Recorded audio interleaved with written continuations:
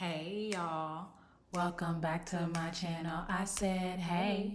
Hey. Welcome back to my channel. Hey, girl. Hey y'all, I'm Jasmine W. Welcome back to my YouTube channel. Y'all know I like to jump right into it, but first I must let you know, if you have not subscribed to my channel, baby, what are we doing And why are we doing it? Okay. Every episode I like to shout out a black business.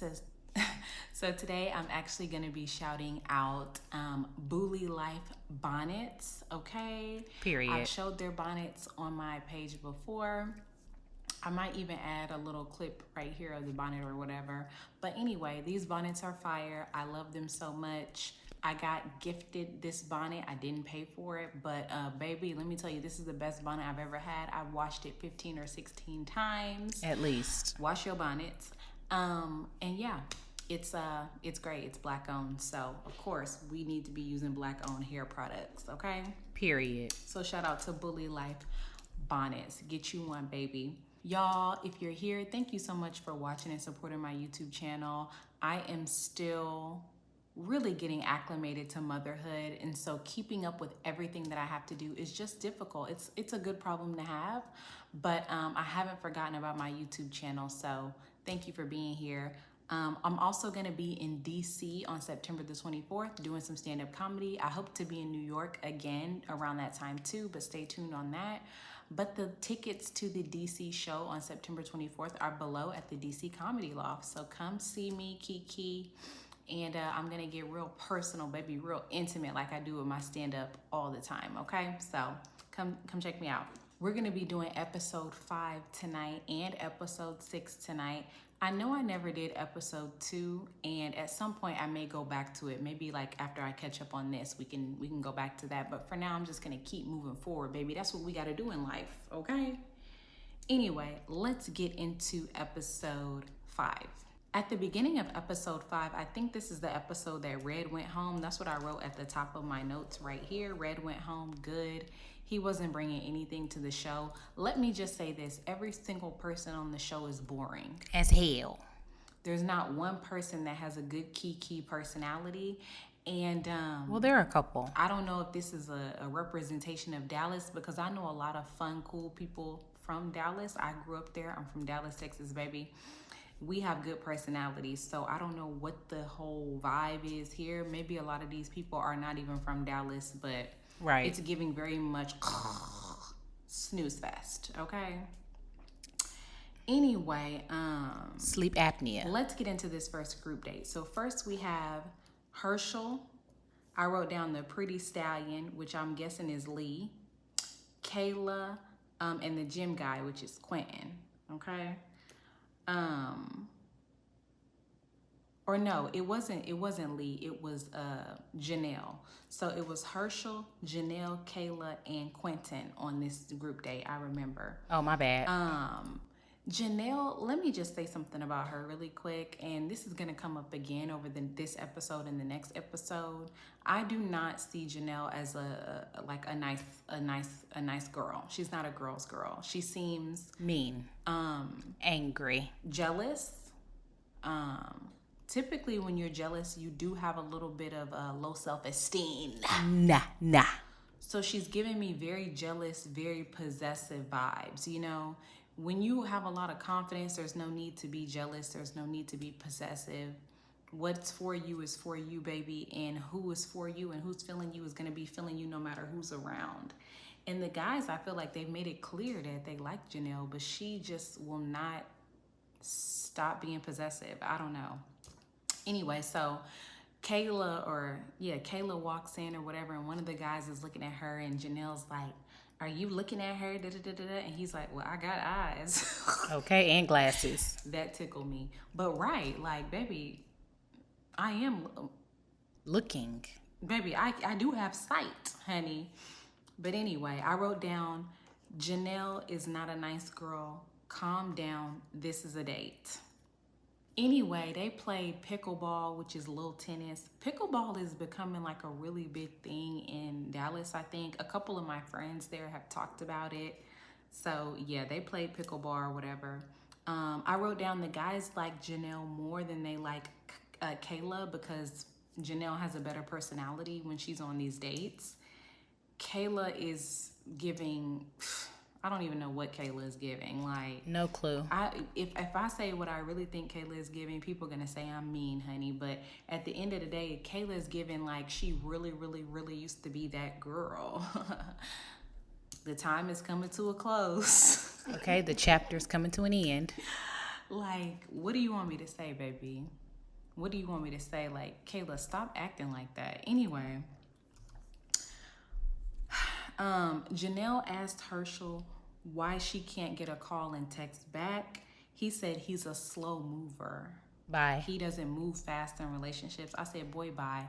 The guy's not being, interested enough in the women this season is a really big problem. All of the women are talking about the guys are not giving them no energy.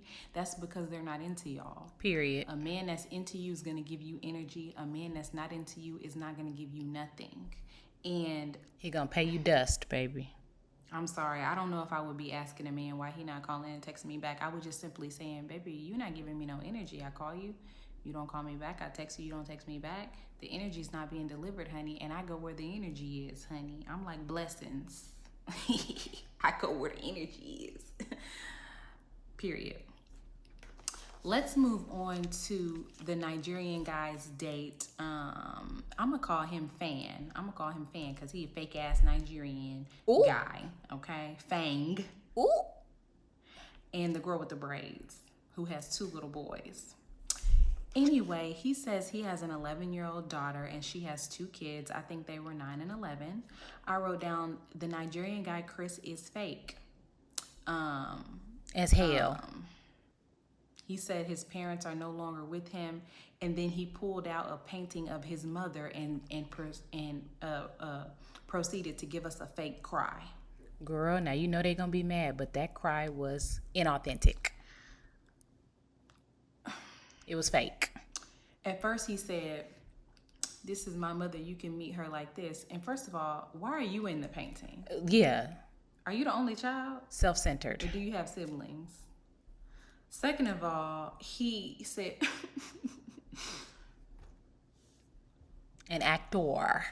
Some people gonna say I'm wrong. The cry looked inauthentic. Period. I'm sorry. The cry did not look real. I used to work in human resources. People used to cry in my office all the time. I can tell a real cry from a fake cry. On site. It was given inauthentico. Okay? Anyway, he's also fake when he said that he's so touched by Janelle because she's such a good mom. Right.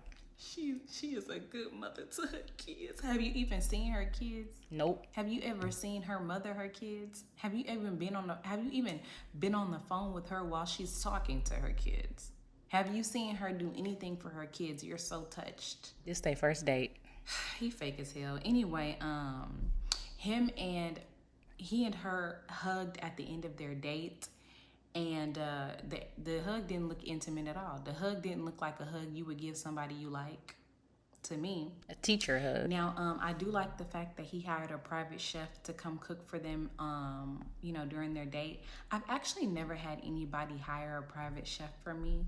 But, the next man that I date is going to have a private chef for me when I come to his house.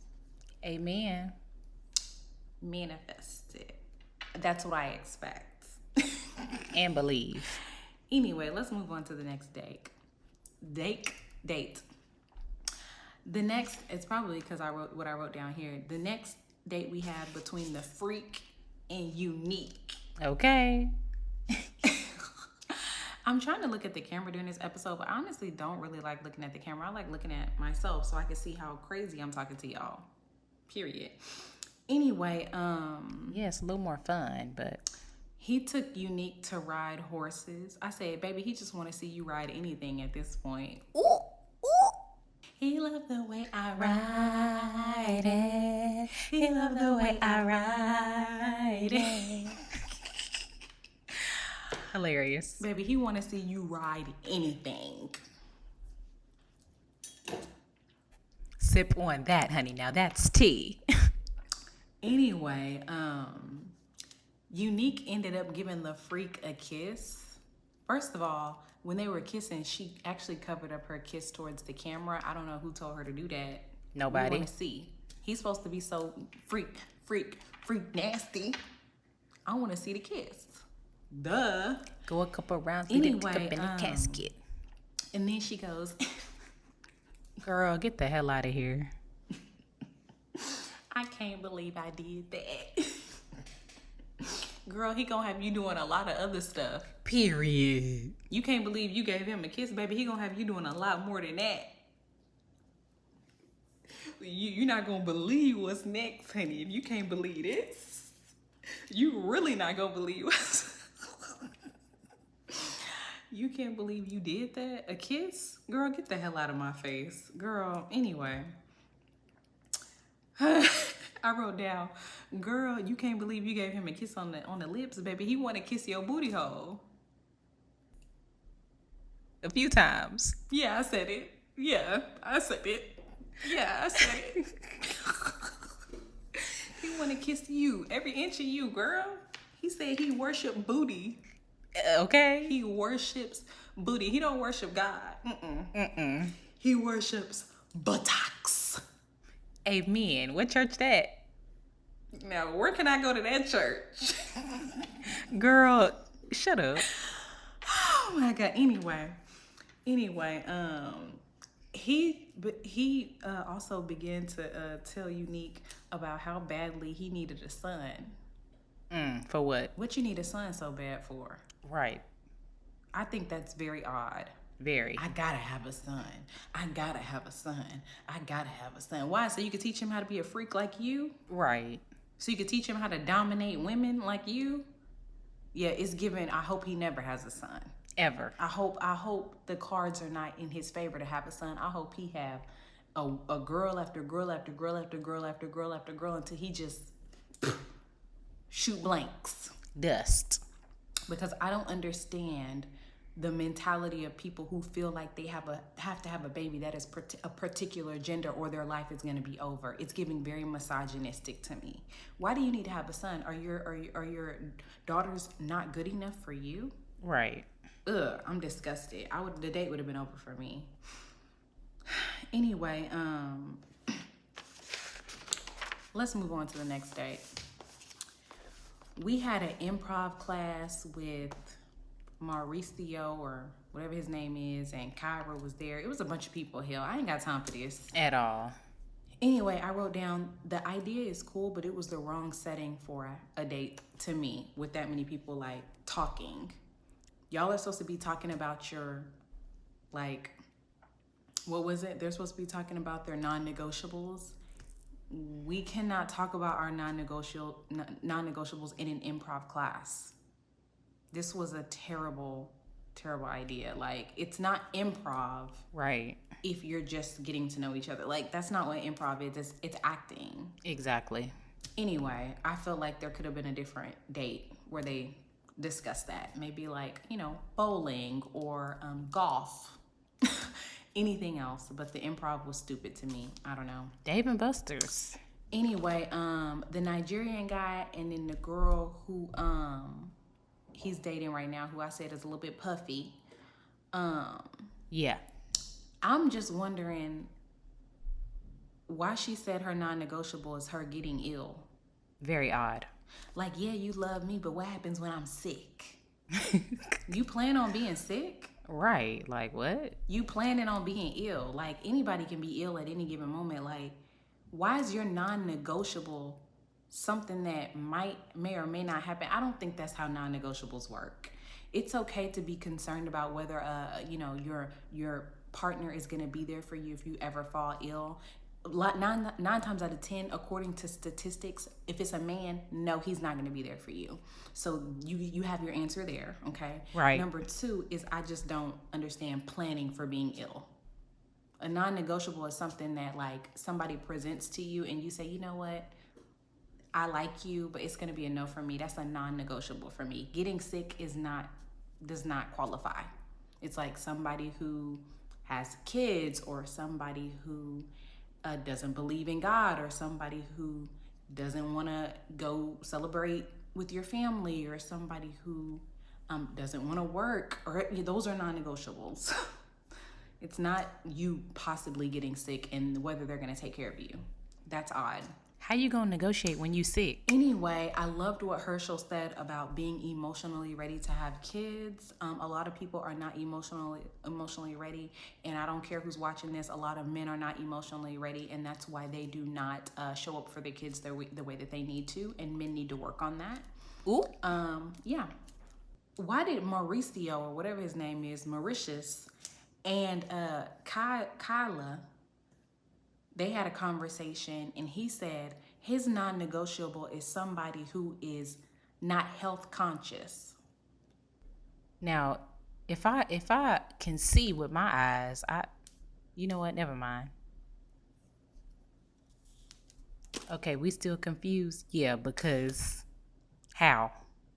Listen, Listen. somebody's weight is not an indication of how healthy they are, okay? But this man just sat up here and told a lie and said some people can't lose weight in certain places. And he's a liar. He's a liar. You just sat up here and lied. You just sat up here and told a bold-faced lie. Okay? I said he had a dad bod and he didn't have no kids. Turns out he does have a child. Did he give birth to it? I think he did. He the one that got pregnant. Because I'm trying to figure out where this baby weight came from. How did you end up with a fupa? I think we can body shame straight men, can't we? We know how much easier it is for men to lose weight than women. And you're gonna sit up here and tell me, just say I'm comfortable with who I am. I like to eat good, but I'm also very healthy. It sounds to me, his explanation, he takes a lot of supplements, okay? He takes maca root. He drinks soursop soup or tea. That's what I'm drinking right now.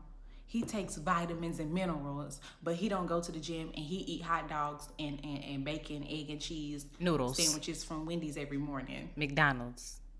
Because McFlurries. baby, it's given 9 months pregnant. I'm sorry. It's given 9 months pregnant. It's given damn near postpartum. 40 weeks. So don't act like you sitting up here and you need a woman that's so healthy when, let's be for real, you was eating ice cream, pops, And cookies. and talk about banana pudding on the next episode. Exactly. Let's speak on that. I just don't come with the fake. Just say, I love to eat. I love a good meal, honey. There's a lot of women out here that love a good meal, baby, including me. You never gonna sit up here and hear me say, yeah, I work out 7 times a week. I'm a damn lie. No, I don't. Ever. Come on now. Tell the truth. Tell the truth. With an F. Child, anyway.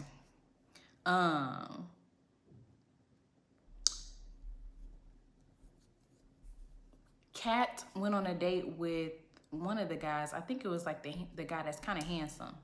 I wrote down, black women need to stop getting lip filler. Immediately. I tell y'all this every week. We know that that's lip filler, Kat. I support you. You're a beautiful woman. Gorgeous. I love her personality. She might be one of my favorite women on the show, but when you turn to the side, baby, ain't no reason. A lip flip. Stop getting lip filler, black women. It's going to migrate.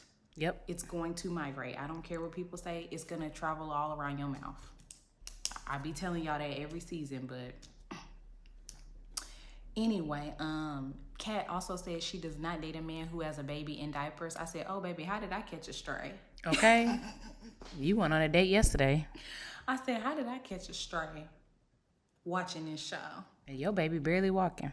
I don't care. I'm still going to go on dates. Anyway. As you should. Anyway, let's talk about the group date between Unique, Quentin, Kyra, those 3, okay? They went on a boxing date, which I actually would love to go on a date. That's a boxing date.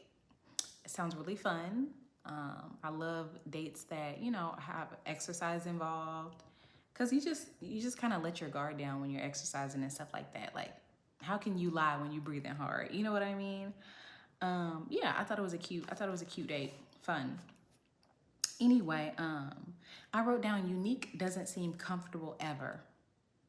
Unique doesn't seem comfortable in her own skin. A lot of the guys said that she's moving from a place of still being hurt. I don't know if I think that Unique is still hurt. I think that she hasn't regained her confidence back after whatever terrible relationship she's been in before. Right. So I think that there is a getting over the relationship process. There is a healing process, and then there is a gaining your confidence back process that happens that can only happen after the healing. And she hasn't gone through that process yet. Like, she's tight, her shoulders is up here, her neck.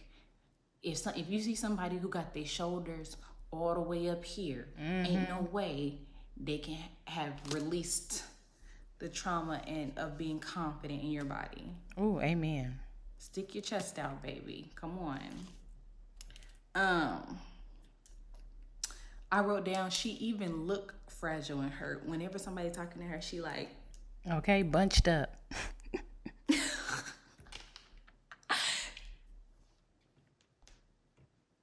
girl, change your posture, honey. You look vulnerable. Okay. Anyway, Kyra asked Quentin if he is or typically or only dates white women.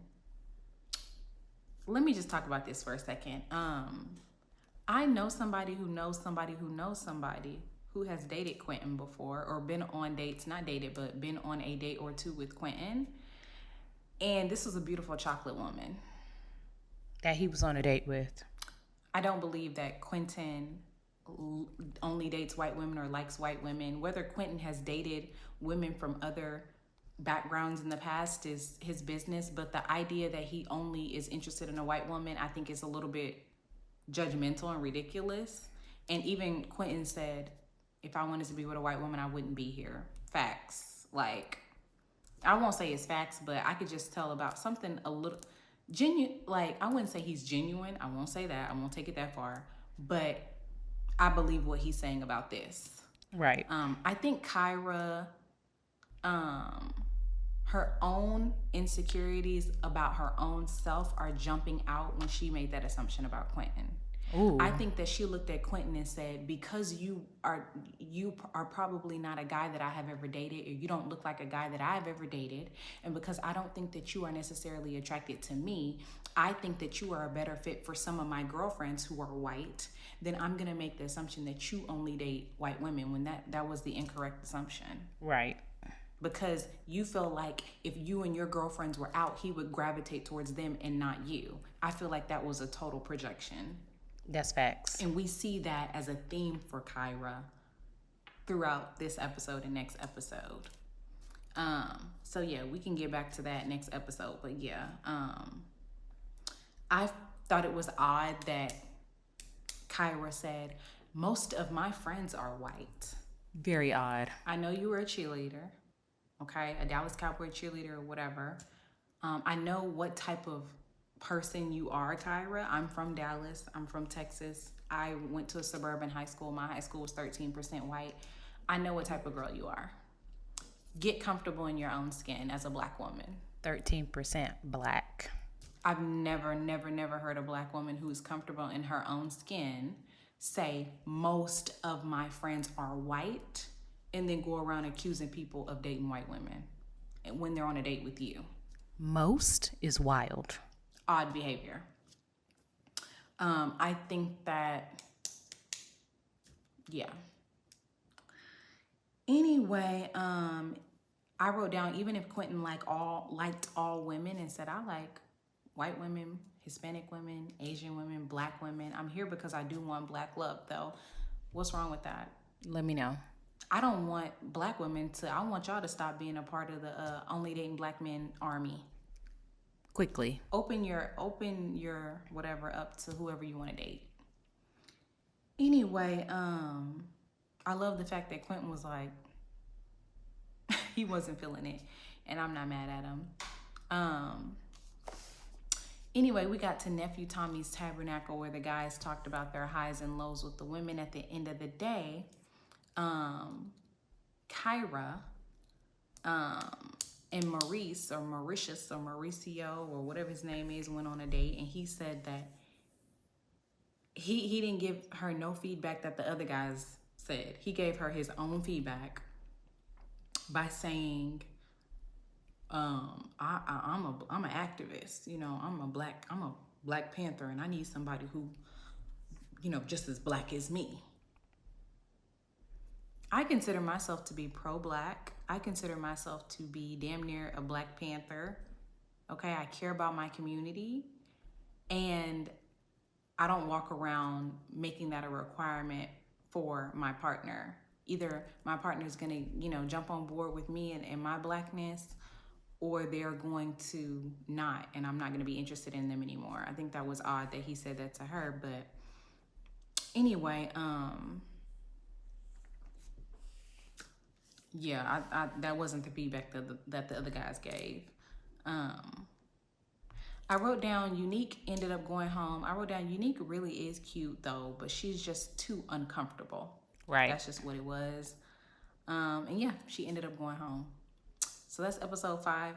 Let's get into episode 6 on the next video, of course. Bye. Keep watching.